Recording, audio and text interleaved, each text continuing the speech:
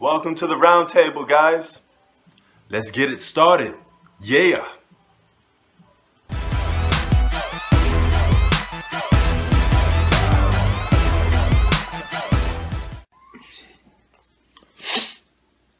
Okay. Now, for those of you that don't remember, back in 95, 96, somewhere between there, a player named Jerry Stackhouse was drafted to the 76ers. Okay, this guy was playing alongside Allen Iverson. The team ultimately traded him because, they wanted to build a franchise around Iverson, rightfully so, because Jerry Stackhouse wasn't better than Iverson. With all due respect to Jerry Stackhouse, he did average 16 points a game. That was for his career. But he recently came out and said that he never wanted to play with Michael Jordan because he felt Jordan was holding him back.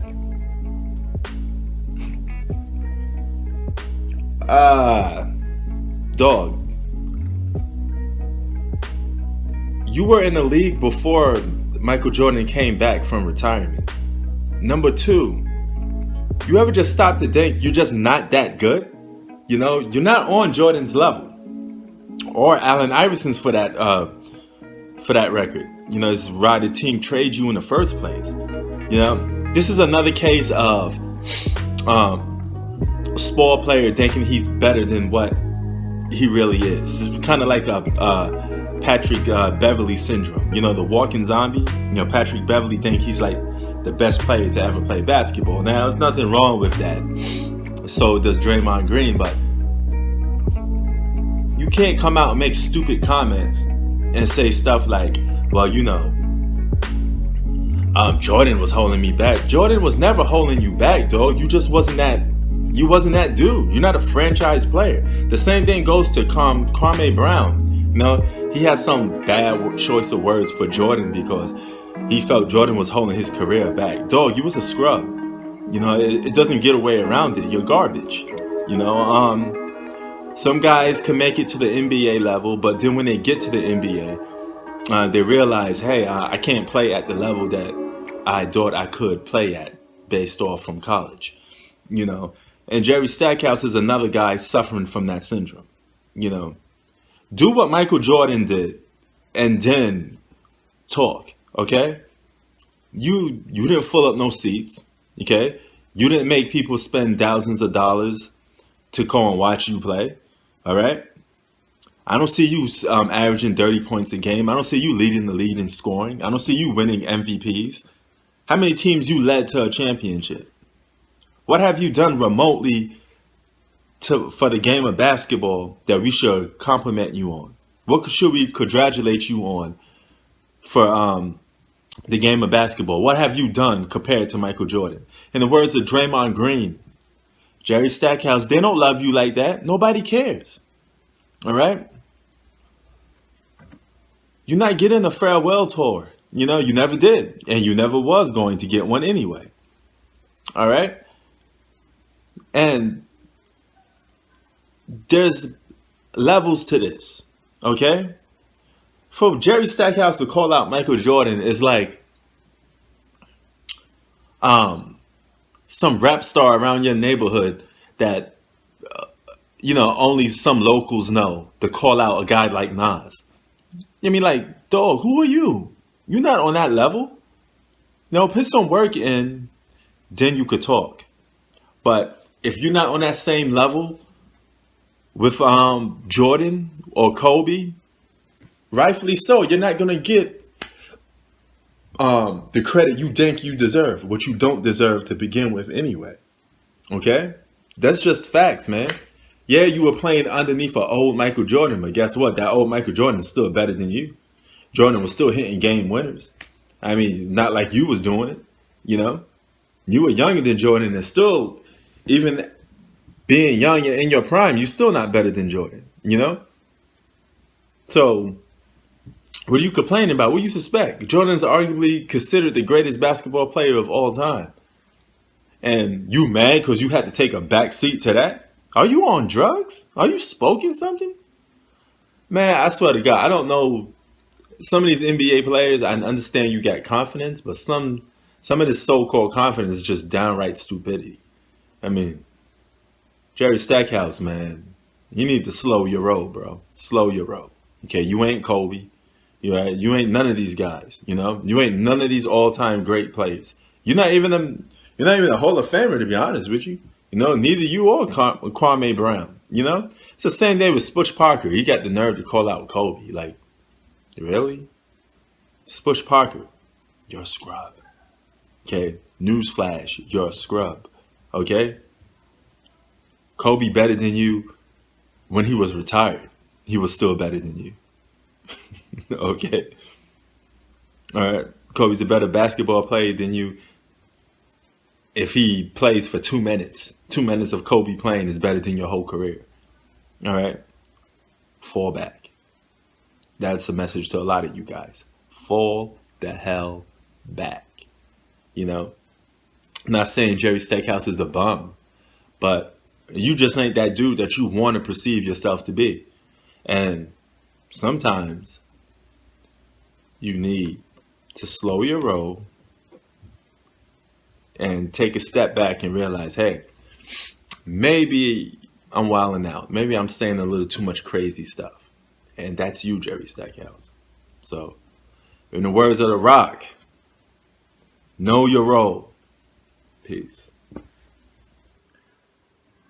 Okay, guys, we're going to do something new now. A full player comparison breakdown. So here's a list of some of the criteria that we need to do this next challenge. Okay, now that you saw a list of the criteria of what we're going to go by, it's time for me to introduce the players for the full player comparison. Okay, a full player breakdown. And the players that will be going up against each other today is Joel Embiid versus Anthony the Brow Davis. Okay, both are two bigs in the game. Considered two of the best bigs in the game. Right there alongside with the Joker. But I get those two guys above the Joker. And why not put those two guys together to let them go up against each other to see who's better, And let's do a full player comparison, okay? Now, as you can see, the list is different from my Allen Iverson versus Dwayne Wade list. And because those are guards. Guards have to have certain things like shooting, playmaking, and dribbling are part of a guard's catalog that you have to be an elite guard at some point, But bigs are different. You don't have to be the best shooter to be a great big. You don't have to have good handles to be a great big, all right? Even though there's a lot of bigs today that have great handles, all right? So, without further ado, let's get to the first topic, okay? We're going to do 9 topics, all right? And each player will get a point based off that system, okay? So, boom. Let's start off with post-up scoring. Okay, now when you think of bigs, you think of guys that able to score in the post. You have to be a good post-up scorer to be a great big. Every big that has played the professional basketball has been able to score from the post. Okay, it's a must. I mean, there's no buts, ifs about it. You have to be able to score from the post. It's very important for a big. Now, Joe Embiid does have better footwork than Anthony Davis, okay? In college, he was compared to Hakeem Olajuwon with his so-called footwork. He was projected to be the next Hakeem. Of course, that fell flat. I mean, he's nothing like Hakeem as of now, but he also gets criticized for not going into the post enough. I mean, as much as he's supposed to. Because if you really look at it, he's a guy that could really punish people if he just get down there in the post. And a lot of people be telling him, get your big ass down there in the post and, barbecue chicken some of these guys. I know that the league is a little different.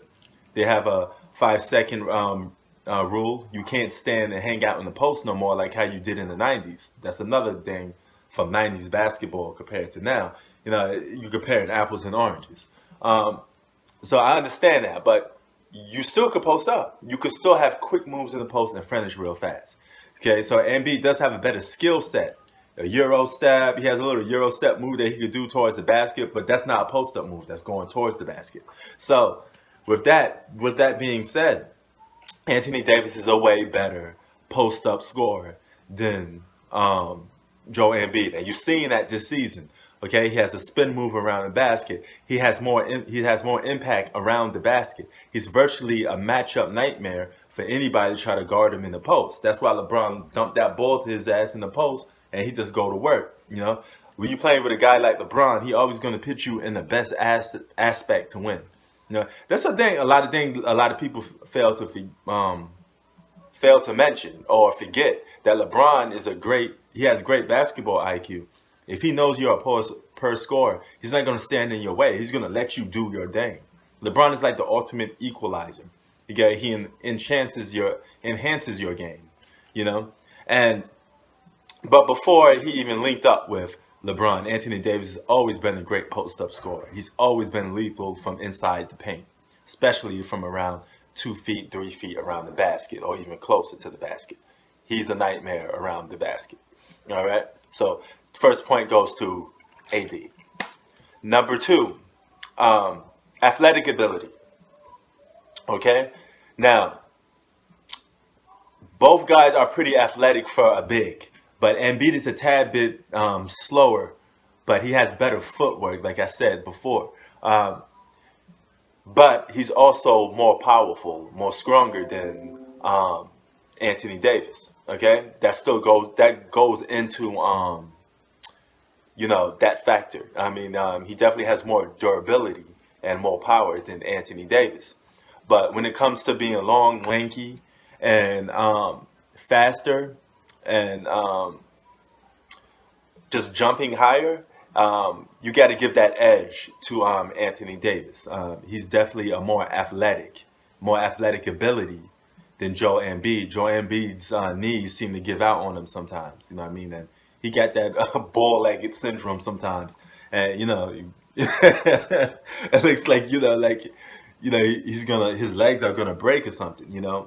He's definitely injury prone around his legs and his back. Two common things. As a big, you can't have back problems. That's a big worry about Joel Embiid.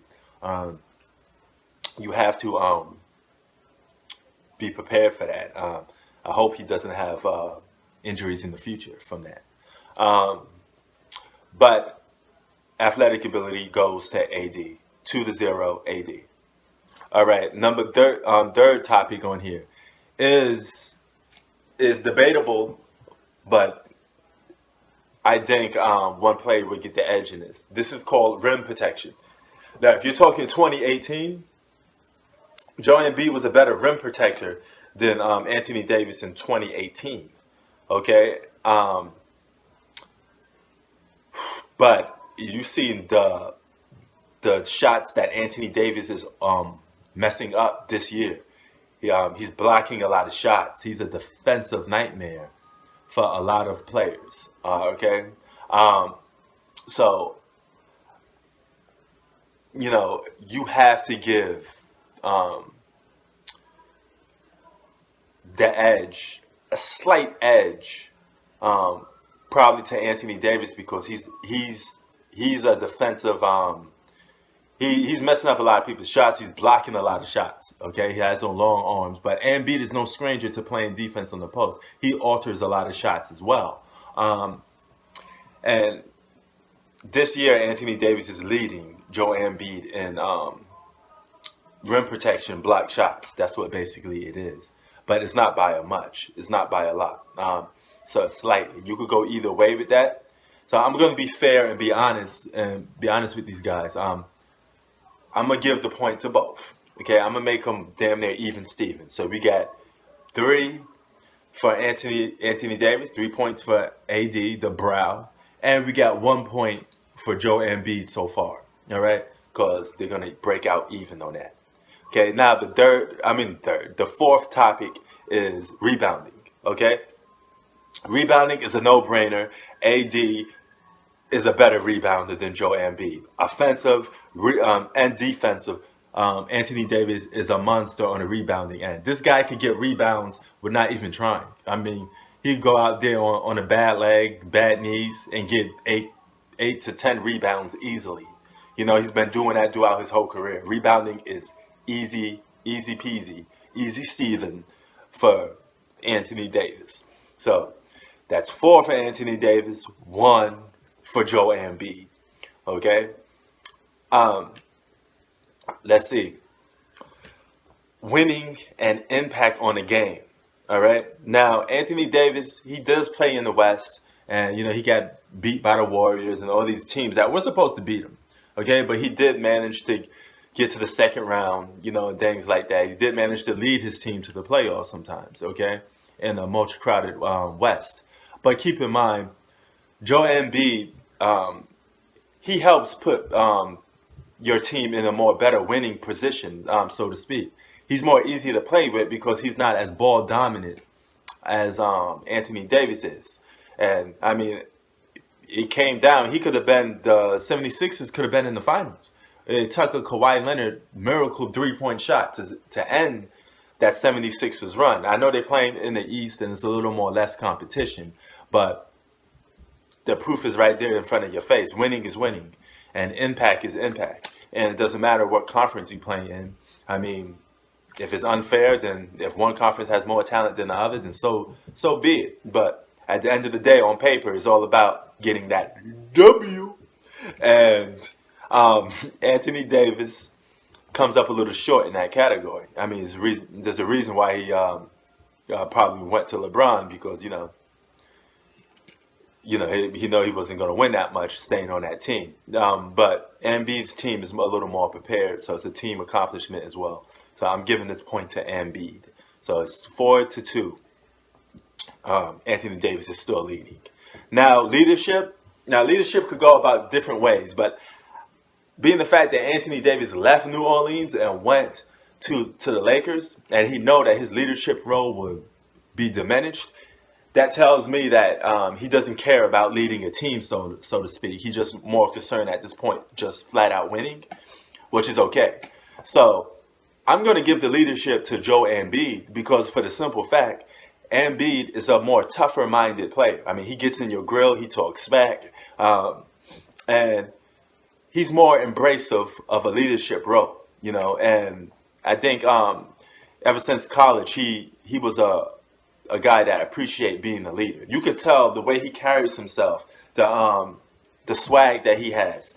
He irks of leadership. Okay, so Embiid, without a doubt, is a better leader than Anthony Davis. Now, basketball IQ is the next topic.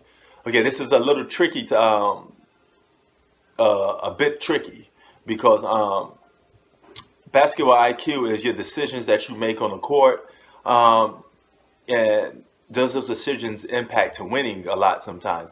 I think Anthony Davis makes the better and more smarter plays than Joel Embiid. The reason why I'm saying that, because I do see Joel Embiid when he goes, like that historic 0 points, he didn't resort to doing any other thing. He just looked to score. And as a guy like that, you should at least say, hey, you know what? I don't have it tonight. Maybe I should try to impact on the defensive end instead of worrying about my stats and trying to get some points. I think Anthony Davis has a more smarter IQ than Joel Embiid. And Joel Embiid kind of shoots some of his teams out of games with those threes that he takes. So that's a bad IQ. That's a bad basketball decision when you're shooting threes, and you're supposed to not be doing that all the time, especially for a big. You have shooters on the team that can shoot threes already. You don't need to do it all the time. So that's 5-3. 5-3. Anthony Davis is still winning. Okay. Now scoring is, if you just give the ball to a guy and tell him, hey, go and get me some buckets, who can do it better.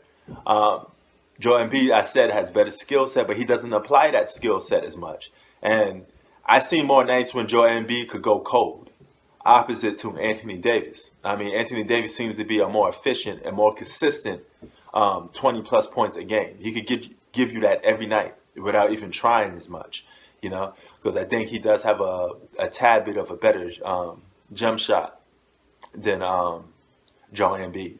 So 6-3 AD. And last but not least, defense. Now, you're going to find this kind of weird because I said Anthony Davis is a better rim protector, but one-on-one defense is a complete different thing. When it comes to shutting somebody down and staying in front of your guy, I think Embiid puts more fear into the opposite end more than Anthony Davis. A lot of this is mental, you know. So, with that being said, Embiid is physically a challenge to deal with and score on because of his size and height. And mentally, he gets into your mind because he goes at you. So I'm giving the defensive point to Embiid. That's 4-6 AD. So AD comes out on top as the better big than Joel Embiid. Peace.